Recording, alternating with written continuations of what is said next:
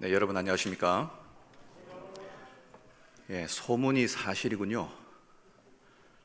한번 오고 나면 나도 여기 계속 신자로 있고 싶다는 느낌이 드는 교회가 있다는데 그게 별내 교회인 것이 사실인 것 같습니다.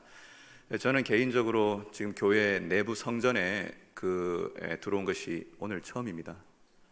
그래서 가까이 있었지만은 늘 동경의 대상 정도로 있었는데 오늘 특별한 기회를 주셔서 함께 여러분 우리 믿음의 가족들과 함께 시간을 보내면서 또 우리의 소망 또 우리의 생각들을 다시 하나님 앞에서 바로 세울 수 있는 귀한 기회를 주신 우리 조석호 목사님 다시 한번 감사를 드립니다. 한번 오고 나면 또 오고 싶은 마음이 드는 건데 뭐 또 올 수 있는 기회가 있겠죠? 감사합니다. 오늘 이제 나누게 될 말씀은 제가 주기도문 본문을 여러분과 함께 시작하면서 우리가 기도했습니다. 이미 은혜를 받으셨을 것이고요. 그 내용을 중심으로 우리 교회가 이제 위드 코로나와 함께 새롭게 이렇게 모여서 예배를 드리는 상황에서 우리가 하나님께서 이 기회를 통해서 새롭게 하기를 원하시는 일이 있을 텐데 그 사명들을 다시 한번 생각해보는 기회를 가지려고 합니다. 일단 다른 이야기를 하지 않아도 벌써 시작부터 은혜로운 찬양을 해주셨고 그래서 모든 순서가 여기 있는 자체로 마치 저는 거짓말 하나도 안 보태고 정말 천국에 와 있다면 이런 기분이겠지, 이런 느낌이겠지, 그런 생각이 듭니다. 왜냐하면 평상시 뵙지 못했던 분들을 여기서 뵙게 되고요, 또 여기에는 저를 가르치셨던 선생님도 계시고 또 우리 동료 후배 학교 학창시절에 같이 공부했던 분들도 계시고 또 제가 운동할 때 같이 뛰시는 분들도 계시고 그래서 여러분들을 이렇게 만나 뵙게 되면서 그럴 것이다, 우리가 오랫동안 못 만나더라도 그날에 가면은 우리가 함께 있는 그 기쁨이 얼마나 클까, 그런 생각들을 하게 되었습니다. 간만에 뵙는 정말 장로님, 우리 집사님, 우리 모든 성도님들 다시 한번 마음으로 불러주신 이 귀한 은혜에 감사를 드리고 이 귀한 특권을 우리 하나님께 영광을 돌리는 시간으로 만들게 되도록 기도하면서 말씀을 전하겠습니다. 나라가 임하시오며. 주기도문은요, 많은 분들이 여러분 하루에 몇 번이나 이렇게 주기도문을 외우시는 또 기도하시는 때가 있습니까? 사실 이제 초대 교회로부터 기독교 역사가들은 평가하기를 이 주기도문 속에는 기독교가 믿고 있는 모든 신앙이 아주 정수 핵심이 그냥 다 오롯이 녹아져 있는 기도다, 그렇게 이야기했습니다. 그럴 수밖에 없는 게 누가 가르치셨으니까요? 우리 주님이 가르치셨으니까요. 그런데 이 기도를 언제 사용하는 때가 많으냐면은 빨리 예배를 마치든지 기도를 좀 짧게 하려고 할 때 이 기도를 사용하는 경우가 있는 정도로 전락해버린 것은 우리의 불행입니다. 이 말씀 가운데는 특별히 제7일 안식일 재림교회가 가지고 있는 세계관이 있죠. 바로 우주의 대전쟁, 하나님과 사단 사이의 대전쟁이라고 하는 것이 이 지구 역사의 의미라고 하는 것을 이해하고 있는 재림교인들이기 때문에 그 관점에서 이 기도문을 우리가 보게 된다 그러면 그 의미가 바로 살아나게 되어 있습니다.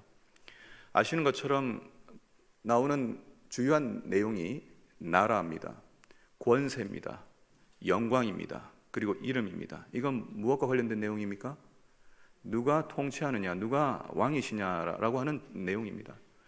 우리가 신앙을 한다고 하는 것은 우리 삶에 여러 직업도 있고 또 우리가 자부할 만한 것들이 많이 있지만은 결국 우리의 삶에서 누가 내 마음과 내 가정과 내 직장과 내 교회를 이끌어 가시는지, 누가 우리의 리더인지에 대한 질문 아니겠습니까?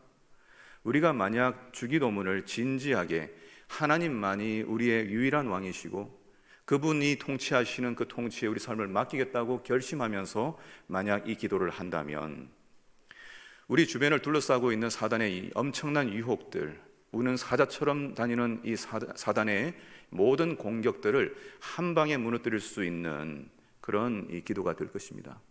우리가 진지하게 하나님 나라가 내 마음에, 내 삶에, 이 교회에, 이 마을에 이 나라에, 이 세계에 임하기를 기도할 때에 호시탐탐 우리의 마음과 우리의 삶을 장악하려고 하는 사단의 세력은 무릎을 꿇게 될 것입니다. 그렇기 때문에 주기도문은 간략하게 보기만 해도, 생각하기만 해도 이 기도를 우리가 하나님께서 유일한 통치자라고 하는 것을 기억하면서 드리게 될 때에 이 기도는 사단의 세력을 무력화시키는 기도예요. 덧붙여서 우리가 하고 있는 여러 이 신앙적 이 프로그램들, 퍼포먼스들이 있는데, 순서들이 있는데 그 내용들의 의미가 좀 부여될 필요가 있습니다. 여러분, 이제 우리가 성만찬 예식을 하게 될 때에 이전에 세족 예식을 하죠. 발을 씻는 일들을 하게 되는 일들이 상당히 이제 현대인들에게는 귀찮은 일이 됐습니다. 물론 저는 어릴 때 뭐 발 뒤꿈치에 때가 있어가지고 이렇게 그 발을 내놓고 씻는 그 일이 굉장히 겸연쩍고 그런 적이 있습니다만은, 여러분, 이 예식이 왜 필요합니까? 이 예식은 우리 아이들이 이 예식을 하다가 가끔 도망가는 경우들이 있어요. 또 우리 자녀들이 참여하기를 싫어합니다. 이 양말을 벗고 이렇게 발 씻는 것을. 그런데 주님께서 직접 가르치신 이 겸손 예식, 세존 예식은 어떤 의미가 있습니까? 그것은 우리 신앙의 가치가 스스로 자신을 높여 하나님 되겠다고 하던 사단의 정신 대신에 예수께서 보여주신 것처럼 인간을 위하여, 죄인을 위하여 스스로 자신을 낮추셔서 희생하고 겸손하게 다른 사람을 위하여 봉사하는 삶을 내 삶의 최고의 가치로 여긴다고 하는 실제적인 행동 아니겠습니까? 그렇기 때문에 발을 씻기는 작은 행동 속에서 우리의 마음을, 그 교만을 자극해서 다른 사람보다 높고, 이 장로보다 내가 더 잘났고, 최 목사보다 잘났고, 누구보다 더 나은 것이라고 자부하는 그 모든 생각들을 발을 씻기는 동안에 다 무릎 꿇리는 것입니다. 사로잡는 것입니다. 인간이 높이고 있는 모든 것들을 다 사로잡아 하나님 앞에 내려놓고, 오직 하나님만이 유일한 통치자시고 우리는 모두가 다 동등한 가치를 가지고 있는 하나님의 백성이라고 하는 것을 드러내는 순서이기 때문에 세종 예식이야말로 우리는 그것은 사단의 세계에 대항하는 그런 의식이죠. 그런 의미들이 살아나게 된다면 우리의 예배는 마찬가지로 이 세상을 점령하고 있는 사단의 정신을 대항하기 위하여 모인 군사들의 집단이고, 군사들의 환호고, 군사들의 찬미가 오늘 우리가 드리는 예배 아니겠습니까? 이것이 제7일 안식일 재림교회 가지고 있는 교회의 의미입니다. 이것이 우리의 삶의 존재 이유입니다. 우리의 삶을 통해서 하나님의 통치의 원리가 드러나도록 하기 위하여, 하나님의 겸손하시고 타인을 위하여, 타자를 위하여, 나와 아무 상관없이 길거리 쓰러져 있는 사람을 도와 그를 살리던 이 사마리아인처럼 누군가를 위하여 자신의 것을 내어주는 삶을 사는 사단의 정신에 전적으로 완벽하게 저항하는 그런 삶을 살겠다고 하는 그 결의가 오늘 우리의 예배를 통하여 있는 것입니다. 그래서 우리가 찬양을 할 때 불렀던 이 찬미는 시시하거나 그저 좋은 가락에 붙인 좋은 음악이 아니라 우리의 결이고 우리의 결심 아니겠습니까?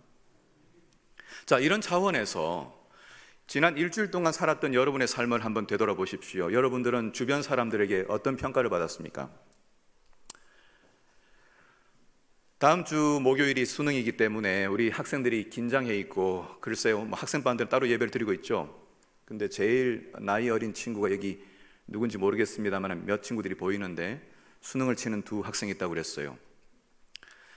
수능이 1994년에 시작됐기 때문에 한 20여 년 이렇게 넘어갔습니다. 우리 한국 사회뿐만 아니라 전 세계는 인간을 평가함으로써 인간이 얼마나 쓸모 있는 존재인지를 평가하는 세상 속에 살아왔습니다. 그래서 여러분들도, 제가 이제 학교에서 가끔 슬프게 듣는 이야기가 뭐냐면은 당신의 연봉이 얼마냐? 이렇게 묻는 때가 있어요. 그리고 당신 연봉 받는 값만큼 일하느냐? 이렇게 물어보는 때가 있어요. 우리 인간이 받는 이 월급의 액수가 마치 우리의 깜냥처럼 보는 그런 세계 속에 살아왔습니다. 지난 한 주간 여러분은 어떤 성과를 냈습니까? 여러분의 그물에는 무엇이 걸렸습니까? 여러분은 여러분의 가족을 위하여, 여러분의 생계를 위하여 어떤 것을 건져 올리고 어떤 성과를 올렸습니까? 그닥 많은 것이 없는 그런 우리의, 어쩌면 우리 노년에 계신 이 부모님들의 세대에는 자기 자신의 가치에 대하여 다른 젊은 사람들과 비교해서 자신을 평가절하하고 또 상대적으로 위축되는 그런 느낌을 받을 겁니다. 그런데 그게 사실입니까? 성경에서 이야기하고 있는 인간의 가치는 어떤 것입니까? 제가 창세기 2장 7절에 대한 이야기를 학교 다닐 때 공부하면서 제가 받았던 인상이 무엇이냐면은 이것입니다.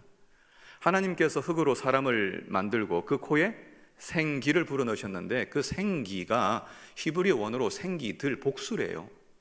그러니까 하나님께서 아담을 창조하실 때 아담 호흡 속에다가 하나의 생명을 넣은 것이 아니라 여러 셀 수 없는 무한한 생명을 넣었다는 거예요.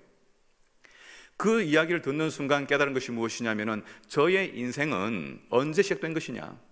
제가 1969년생인데 4월 10일 날 태어났습니다마는 그때 제 삶이 시작된 것이 아니라 아담을 창조하실 때에 최경천의 삶이 언제 누구를 통하여 탄생할 것인지를 다 알고 계시는 전지하신 하나님께서 아담의 코 속에 바람을 집어넣으실 때 그 후세대로 태어날 최경천의 인생도 집어넣으셨다는 거예요. 그게 우리의 믿음 아닙니까? 저와 여러분의 이 삶은 어떻게 탄생했던지 간에 우연히 존재한 것이 아니라 하나님의 특별한 목적을 통하여 아담의 코에 생명을 불어넣을 때에 우리의 생명과 우리의 인생이 설계되었다고 하는 것입니다. 얼마나 놀라운 사실입니까? 누가 우리의 삶을 시시하게 여길 수 있습니까? 하나님께서 계획하여 오늘 태어나서 일생을 살아가고 있는 우리의 모습이 어떤 것을 성취했느냐, 어떤 것을 만들었느냐, 어떤 업적이 있느냐로 평가되는 것이 아니라 있는 자체로, 존재하는 자체로, 숨쉬는 자체로 하나님께 관심을 받고 있는 위대한 사랑의 대상이라고 하는 것을 여러분 믿으시길 바랍니다. 이것이 창조신앙 아니겠습니까? 안식일 신앙이 무엇입니까? 안식일 신앙은 모든 존재가 하나님 앞에 동등한 가치를 가지고 있는 존재라고 하는 것 아니겠습니까? 이것이 초대교회가 가지고 있었던 역동성이었습니다. 초대교회 속에는 어떤 사람도 차별받지 않았습니다. 조금 이따 보겠습니다. 그래서 여러분 보시는 것처럼 창세기 25장 33절에 그 이삭이 이제 아이를 가졌는데 리베카를 통해서, 그죠? 그 뱃속에 쌍둥이가 들었습니다. 이걸 가리켜 뭐라고 했습니까? 여호와께서 그에게 이르시되 뭐가요? 두 국민이 내 태중에 있구나, 두 민족이 내 태중에 있구나, 그렇게 말했어요. 단순히 야곱과 에서가 아닙니다. 한 사람 한 사람은 하나의 나라인 것이에요. 저와 여러분의 가치는 저와 여러분을 통하여 이루기를 원하시는 하나님의 원대한 뜻이 있는 하나님의 나라라는 사실을 여러분 기억해야 합니다. 이것이 성경이 이야기하는 기독교 복음의 핵심이에요. 여러분과 저에게 물어보고 있는 성경의 질문은 이것입니다. 너는 누구냐는 것입니다. 누가복음 17장 20절 21절에 하루는 바리새파 사람이 예수께 와서 물었습니다. 하나님의 나라가 언제 시작됩니까? 예수께서 대답하셨어요. 하나님의 나라는 여기 있다, 사람의 눈으로 볼 수 있는 그런 모습 임하지 않습니다. 여기 있다, 저기 있다고도 못하리니 하나님의 나라는 어디 있다고요? 너희 안에 있느니라. 너희 안에 있느니라. 성경이 이야기하고 있는 저와 여러분들에 대한 정의는 저와 여러분이 하나님이 거하시고 통치하시는 나라라고 하는 것이에요. 여러분 이 사실 아셨습니까? 여기 너희 안에 있다라고 할 때의 그 안은 헬라어로 엔토스라는 단어인데 영어로는 두 가지로 풀이됩니다. 하나는 within you, 너 속에 있다는 말도 되고요. 두 번째로는 among you, 너희들 속에 있다, 그 말도 됩니다. 하나님께서는 이 땅에 있는 저희 존재를 통하여 무엇을 이루기를 원하시냐면 우리의 삶이 광야에 있든지 아니면 평지에 있든지 산에 있든지 높은 정상에 있든지 그 어디서든지 우리가 하나님의 나라라고 하는 것을 기억하기를 원하신다는 거예요. 두 번째로 저희가 교회로 있는 소그룹과 교회가 이 땅에 존재하는 하나님의 작은 나라 천국이 되기를 하나님께서 기대하신다는 것입니다. 그렇지 않다면 교회는 존재할 이유가 하나도 없습니다. 더 많은 클럽들이 있고 모임들이 있습니다. 그것과 다른 이유가 무엇입니까? 저와 여러분들은 하나님이 통치하시는 나라라고 하는 것이죠. 제가 이 별내를 지나가면서 어느 날 앞에 어떤 택시를 보는데, 제가 택시를 보면서 그냥 박수를 치면서 감탄을 했습니다. 왜냐하면 이 택시에 이런 글을 적었어요. 잘 보이신지 모르겠어요. 개인 택시인데, 우리 신자십니까? 경적 참으세요. 뭐라고 했냐면은 메시아께서 타고 계십니다. 이걸 붙이고 다니는 택시 기사가 있더라고요. 야, 이분은 안다.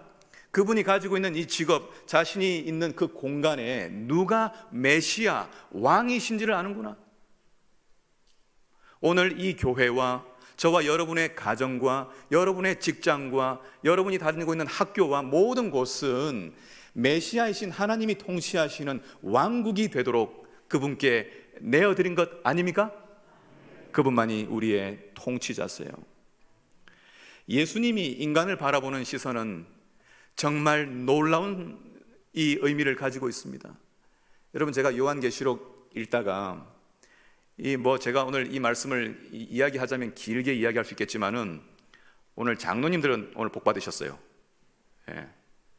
1시에 따로 장로님들만 모이셔가지고 소위 신학 공부를 하시는데, 아마 다른 분들이 그렇게 생각할 것 같아요. 나도 장로가 돼야 되겠다. 저렇게 재미있게 강의를 하시는 분이라면 나도 들어가고 싶다. 그럼 하면 안 될까요? 죄송합니다.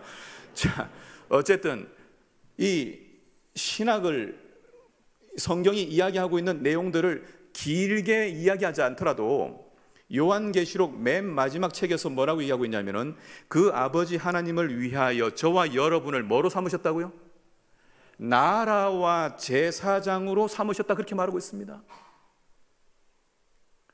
한 번이면은 그냥 지나가다 실수한 것처럼 생각할까 봐 다시 5장 10절에 반복합니다. 저희로 우리 하나님 앞에서 뭐라고요?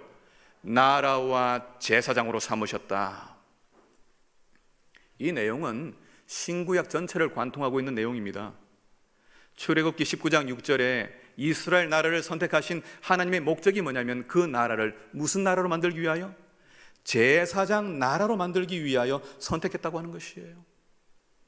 저와 여러분이 하나님의 나라라고 하는 것은 무슨 의미가 있을까요? 이 사실이 우리의 생각과 우리의 시선과 우리의 지평을 어떻게 열어줄까요? 하나, 성경의 내용을 통해서 여러분에게 말씀을 드리겠습니다. 여러분, 성경을 읽으시다 보면은 제일 지겹고 빨리 넘어가는 부분이 어디냐면 마태복음 1장 같은 곳이죠. 거기 뭐가 나오니까? 족보 나오니까. 창세기 10장에 가면은 족보 이야기가 나옵니다. 11장에 바벨탑을 쌓는 이야기가 나오고요, 12장에 아브라함을 선택하는 이야기가 나옵니다. 매우 중요한 사건이 연속해서 나옵니다. 근데 10장을 보시면, 여러분 성경을 열어서 가만히 보세요. 여기 누가 나오냐면은 노아의 세 아들의 후손들의 이름이 열거되고 있습니다. 읽어보신 적 있어요? 그런 게 있어? 오늘 오후에 가서 한번 읽어보세요. 성경 창세기 10장에 이 셈과 함과 야벳의 후손들의 이름이 쭉 열거돼요. 우리가 익숙한 이름도 있고 전혀 모르는 이름도 있어요. 별로 관심을 안 가졌으니까. 거기에 예를 들면 8절에 함의 아들은 구스와, 구스는 들어봤다, 그죠? 구스인이 그 피부를 할 때 그 구스인은 뭐예요? 피부가 까만 사람을 이야기합니다. 미스라임과 붓과 또 누가 나와요? 가나안. 가나안 이름 알겠어. 근데 그 외에 이름들이 나오는데 잘 모르는 이름들이 막 등장해요. 왜 등장하냐는 것이에요. 창세기 11장에 가면은 바벨탑이 나오면서 셈, 함, 야벳 가운데 셈의 족보, 소위 셈의 족보로부터 누가 탄생합니까? 아브라함과 예수님의 족보가 시작되는 거예요. 셈의 족보가 따로 나옵니다만은 이 셈의 이 이름이 11장에 보면은 아들이 여러 명이 나와요. 엘람과 아수르와 아르박삿과 룻과 아람이요. 여러분 혹시 친한 분 계십니까? 잘 모르죠. 이분들 누구신가 그러죠. 그런데 창세기 12장에 넘어가서 셈의 아들들 이름 가운데 한 사람만 나와요. 자, 여러 아들들을 낳았습니다. 여러 아들들을 낳았는데 열거된 창세기 10장에 나오는 11장에 나오는 이 많은 민족들, 한 사람을 통하여 만들어진 이 민족들은 도대체 왜 열거되고 있는 것입니까? 여러분 여러 나라를 방문해 보셨을 텐데 정말 이름도 듣지 못한 그런 나라 가보셨습니까? 작은 나라들요? 섬나라들요? 중미에 가면 그런 나라들이 많이 있죠. 우리가 한 번도 듣지 못한 그런 나라들이 많이 있습니다.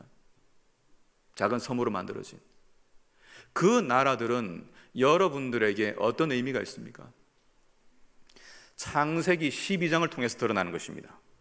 아브라함을 부르실 때 우리가 잘 아는 대로 아브라함에게 하나님께서 말씀하십니다. 내가 큰 민족을 이루고 내게 복을 주어 내 이름을 창대케 하리니 너는 복이 될지라. 자, 아브라함을 복 주시는 겁니다. 그런데 이유와 목적이 무엇입니까? 그 다음 3절에 나오는 땅의 모든 족속이 너로 말미암아 복을 얻을 것이라. 그렇다면 창세기 10장에 나오는 온갖 잡족들의 이름은 무엇입니까? 그들은 멸망받아야 할 이방인들입니까? 아니면 아브라함을 통하여 구원해야 할 하나님의 사랑의 대상입니까? 여러분들은 이 재림신앙을 가지고 이 교회에서 5년, 10년 이렇게 길게 신앙을 하셨습니다. 여러분이 재림교인으로 가지고 있는 자부심은 어떤 자부심입니까? 여러분은 어떤 하나님을 섬기고 계십니까? 창세기에서 보여주고 있는 하나님은 셈의 하나님만이 아니라 함의 하나님, 모든 민족의 하나님이라는 사실을 이야기하고 있는 것이에요. 아브라함을 선택하여 한 나라를 이루신 하나님은 이스라엘 나라만 축복받는 것이 아니라 그 나라를 통하여 무엇을 계시하기 위함입니까? 온 지구를 창조하신 원래의 통치자이신 왕이신 여호와 하나님이 너희가 만들고 너희가 세운 모든 가업과 기업과 나라가 무엇이든지 간에 궁극적으로 하나님만이 통치자시고 왕이라는 사실을 보여주기 위하여 이스라엘 나라를 선택하신 것 아니겠습니까? 그렇다면 제7일 안식일 예수 재림교회를 탄생시키신 하나님의 목적은 무엇이겠습니까? 재림교회가 진리이고 재림교회 가지고 있는 그 교리적 이해가 옳다 하더라도 우리의 믿음을 통하여 어떻게 확산되지 않으면요, 다른 교단과 다른 종교와 무신론자들과 하나님을 믿지 않는 여러 사람들에게 복의 근원으로서 하나님이 여러분들의 생계와 여러분의 인생과 여러분의 나라와 사회를 책임지시는 유일한 하나님이시라고 하는 것을 보여주는 것 아니라면 우리는 왜 이곳에 있는 것입니까? 오늘날 종교가 사적인 종교로 바뀌었습니다. 많은 사람들이 교회에 나오는 이유가 죽을 때쯤 되어서 가지게 되는 죽음의 불안함 속에서 내 운명이 과연 하나님께 구원받을 것인가 정도에 매달려 있습니다. 그런데요, 성경은 이야기하고 있지 않습니까? 하나님 나라는 너희 안에 있느니라. 무슨 말이에요? 저와 여러분들의 개인의 삶의 구원도 중요하지만은 우리가 함께 하고 있는 가족들과 이웃들과 우리의 친구들과 함께 있는 모든 모임들과 만남 속에서 하나님이 통치하시는 그 특성들이 드러나도록 하기 위하여 우리를 부르신 것 아닙니까? 그래서 우리의 인생은 짧은 것입니다. 우리의 인생은 안타까운 것입니다. 이 짧은 인생 동안 살아야 할 이유와 목적이 있기 때문이죠. 무엇입니까? 제가 아는 외국인 친구가 하나 있는데 이 친구는 저에게 늘 이렇게 말해요. 내 인생의 목적이 뭔지 아니? 뭔데? 그건 다른 사람을 행복하게 만들어주는 거야. 그 단순한 대답 가운데에 무엇이 있는 것입니까? 자기 자신의 구원을 이루기 위하여 몸부림치며 무엇을 해야 되는지 안 해야 되는지에 묶여서 율법주의적으로 살아가면서 하나님이 얼마나 좋으신 분이신지를 계시하지 못한 채 그저 두려움 가운데 이렇게 하면 되는지 안 되는지 불안한 삶을 살고 있다면 우리는 성경을 통하여 주어진 그 놀라운 복음에 1도 모르고 살아가는 것입니다. 하나님은 우리를 왜 부르셨습니까? 우리의 인생을 왜 시작하게 하셨습니까? 우리의 삶에서 만나는 여러 사람들, 심지어는 식당에서 만나는 사람들, 운동 경기하면서 만나는 사람들, 공원에서 만나는 사람들, 시장에서 만나는 사람들, 택시 타면서 차를 타면서 만나는 사람들, 그들에게 무언의 실제적인 당신이 행복했으면 좋겠어. 당신을 하나님께서 붙들고 계셔. 용기를 내세요. 희망을 잃지 마세요. 당신의 가치는 당신의 성과로 평가받는 것이 아니라 있는 자체로 하나님은 당신은 사랑하세요 라고 하는 이 메시지를 우리의 삶을 통하여 전달하도록 우리를 부르셨음을 여러분 믿으시길 바랍니다. 그러니 교회의 삶은 얼마나 역동적일 수밖에 없습니까? 교회는 어떤 일들을 할 수 있겠습니까? 여러분들은 어떤 일들을 계획할 수 있겠습니까? 우리 별내에 살고 있는 사람들이 다 행복해 보입니까? 좋은 아파트에 살고 적절한 경제 수준을 가지고 있는 모든 사람들이 왜 행복하다면 그렇게 밤늦게까지 아파트에 불을 켜는 것입니까?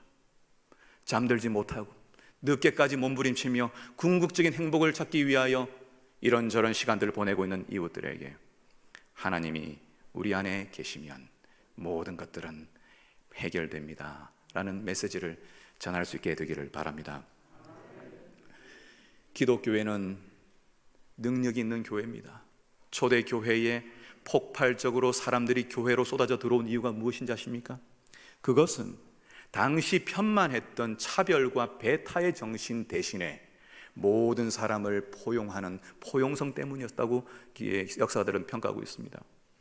여기 사도행전 18장 4절에 보시면은 안식일마다 바울이 회당에서 강론하고 누구에게?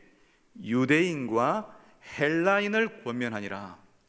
여러분, 이 성경절이 얼마나 놀라운 이 메시지를 담고 있는지 아십니까?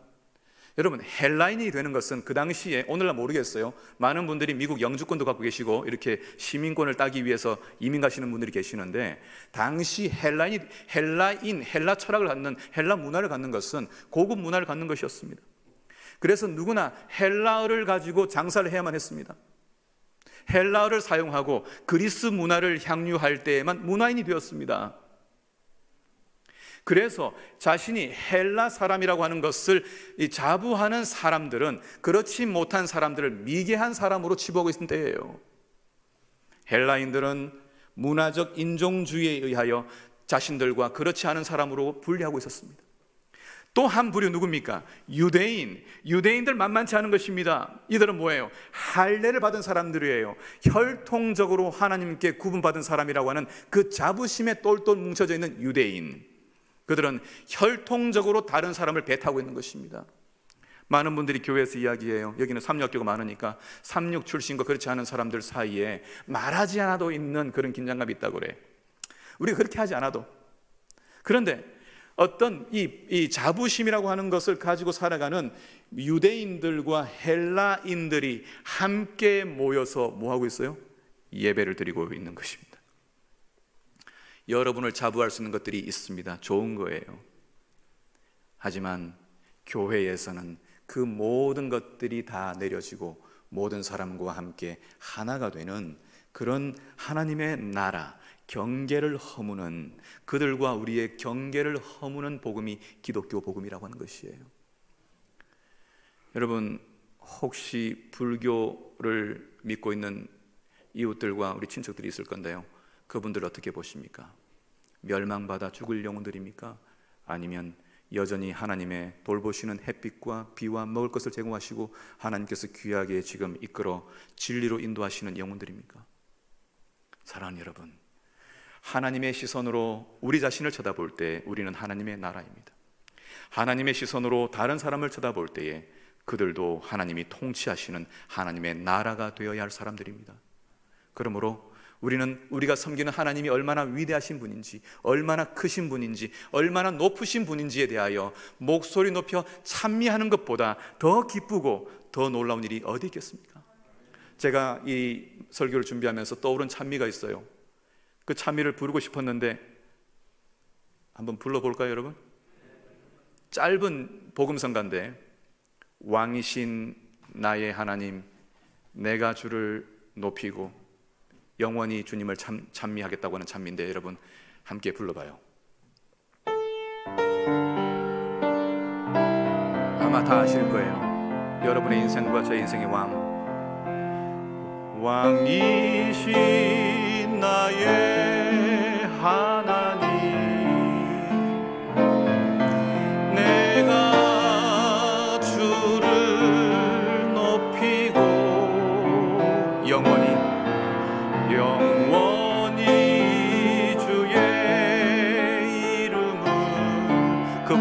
송축하겠습니다. 송축하리이다.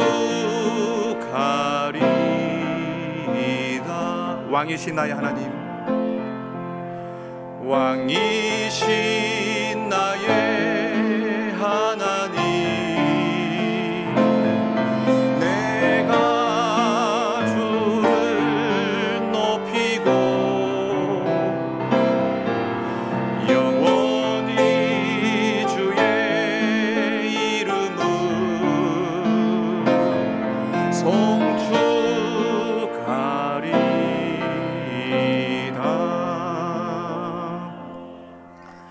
저는 우리의 예배 자체가 선교가 될 수 있다고 믿어요. 저는 오후에도 장로님들과 나누고 싶었던 내용 가운데 하나가 뭐냐면은 1년에 어떤 특정한 기간을 전도회를 하지 않아도 한 번의 예배만으로도 우리는 충분히 우리가 어떤 삶을 살고 있는지를 사람들에게 이야기할 수 있다. 그렇게 저는 믿습니다. 1년 내도록 진행되는 우리의 예배에 우리가 부르는 찬미와 주기도문과 우리의 삶의 모습들이 어떻게 계시되고 보여지는지에 따라서 한 번만이라도 이 성전에 들어오는 사람들은 하나님을 섬기는 삶이 얼마나 힘이 있고 기쁜 삶인지를 깨닫지 않겠습니까?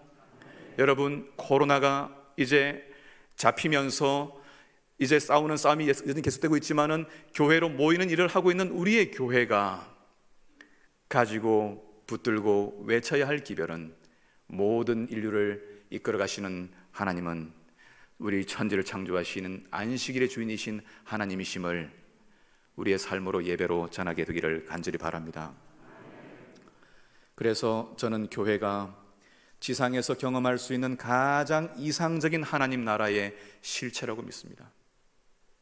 교회 외에는 어디에서도 경쟁이라든지 비교라든지 평가라고 하든지 그런 것들로 꼴지워진 세상이 아닌 곳이 없어요. 이 세상에 딱 두 종류, 교회와 가정이 하나님 나라가 어떤 곳인지를 계시하는 곳 아니겠습니까? 우리가 서로 사랑하고 섬기고 아끼고 받들고 할 때에 하나님의 나라는 이 땅에서 구체적인 실체의 모습을 갖게 된다는 것이죠. 사랑하는 별내교회 성도 여러분, 우리가 하나님께 부르심을 받아 이곳에 나온 이유는 우리의 삶을 끊임없이 장악하려고 하는 사탄의 정신과 사탄의 세력으로부터 하나님이 통치하시는 능력 있는 삶으로 살아가기 위하여 우리를 부르신 것이고, 그 삶으로 우리의 이웃들을 초청하기 위함임을 기억하게 되시기를 간절히 바랍니다. 제가 시간이 되었기 때문에 말씀을 마치면서 하나의 이야기를 나누겠습니다. 하나님 나라로 살아가는 것이 구체적으로 무엇일까? 며칠 전에 제가 들은 이야기입니다. 로마린다 치대 치과생들이 헌신 예배를 드리는데 그 예배에서 설교하시는 분이 이런 예화를 전해 주었습니다. 나이가 많이 든 노 부부가 어느 날 집에서 햇빛이 드는 오후에 대화를 하고 있었습니다. 그런데 할머니가 선반에 놓여져 있는 사진 하나를 꺼내서 옆에 있는 할아버지에게 물었어요. 이게 누구지? 이 질문을 받은 할아버지는 이상하게 생각했습니다. 그리고 대답했어요. 이게 누군지 몰라? 당신 조카 매튜잖아. 올 것이 왔음을 알았습니다. 그래서 확인하기 위해서 옆에 있는 사진을 다시 끄집어서 할머니에게 물었습니다. 당신 이건 누군지 알아? 그랬더니 모르겠다고 이야기했어요. 그 순간 너무너무 마음이 아팠습니다. 할아버지는 이야기했어요. 당신 아들 존이잖아. 잊어버린 것입니다. 걱정스러워서 할아버지는 할머니의 눈을 물끄러미 쳐다보면서 마지막 질문을 했습니다. 당신 나는 누군지 아나?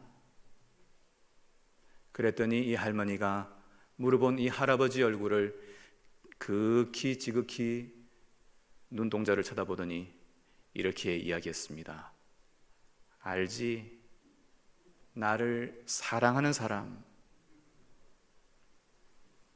이름도 잊어버렸고 그가 남편인지도 잊어버렸지만 옆에서 자기를 끝까지 돌봐주고 사랑하는 사람이라고 하는 것은 기억하더라는 것이죠.